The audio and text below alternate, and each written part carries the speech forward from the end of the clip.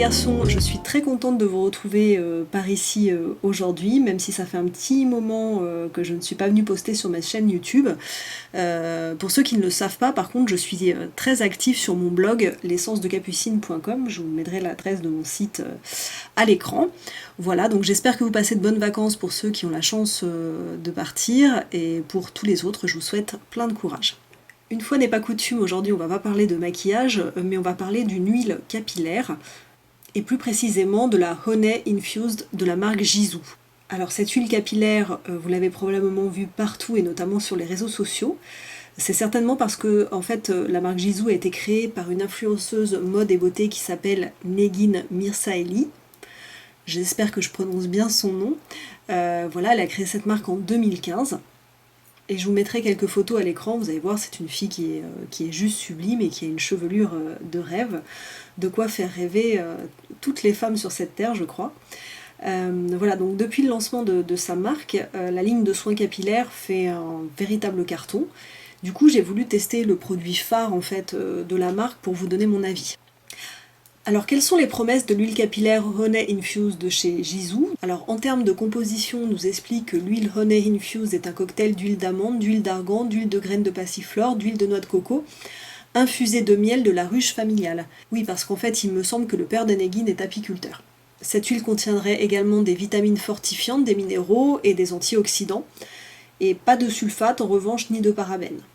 La marque Gisou nous conseille de l'utiliser avant de se coiffer pour nourrir, discipliner les mèches rebelles et ajouter du brillant à la chevelure, ou alors comme masque pour réparer et reconstruire les cheveux. Alors je ne suis absolument pas une experte au niveau de la composition des soins capillaires, mais j'ai quand même voulu mener ma petite enquête sur internet, et je suis notamment allée voir le site Inky Beauty pour voir ce que ça racontait. Et là, honnêtement, j'ai été hyper surprise de voir que ce site internet notait ce produit 2,3 sur 20. Autant dire, un score plus que nul, hein, j'ai envie de dire. Alors, c'est probablement parce qu'elle contient des silicones ainsi que des ingrédients suspectés d'être allergènes. Mais en tout cas, la note est quand même très très faible. Alors je sais, il y a tout un débat autour des applications qui donnent des notes aux produits de soins et de maquillage, mais quand même je tenais à vous le signaler. Alors je vais vous mettre à l'écran la composition précise du produit qui était indiquée sur le packaging.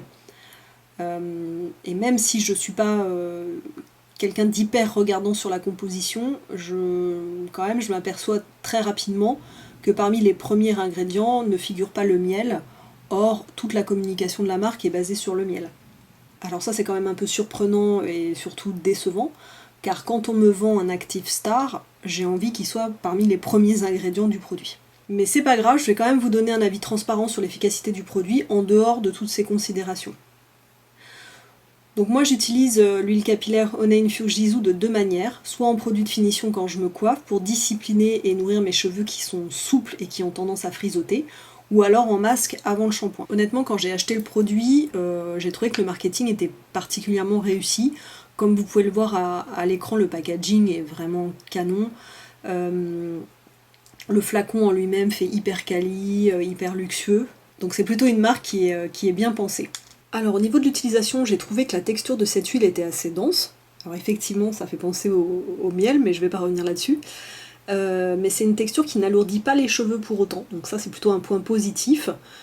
Cette huile discipline bien les cheveux après le coiffage.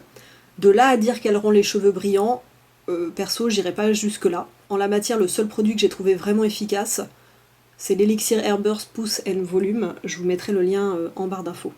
Et en masque avant shampoing, j'ai trouvé que cette huile capillaire rendait mes cheveux assez doux. Maintenant au prix où elle coûte, je n'ai jamais fait un bain d'huile exclusif avec ce produit.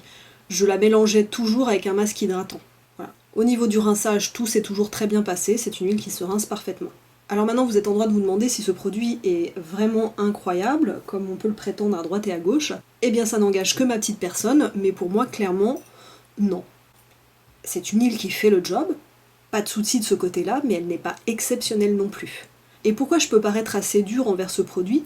C'est que cette huile capillaire est quand même très chère. Les 100 ml coûtent 95 €. Oui, vous avez bien entendu, 95 €.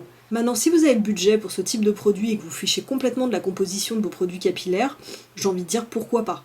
Si c'est pas le cas, très sincèrement, je pense qu'on peut trouver des produits similaires beaucoup, mais alors beaucoup moins chers pour une efficacité similaire.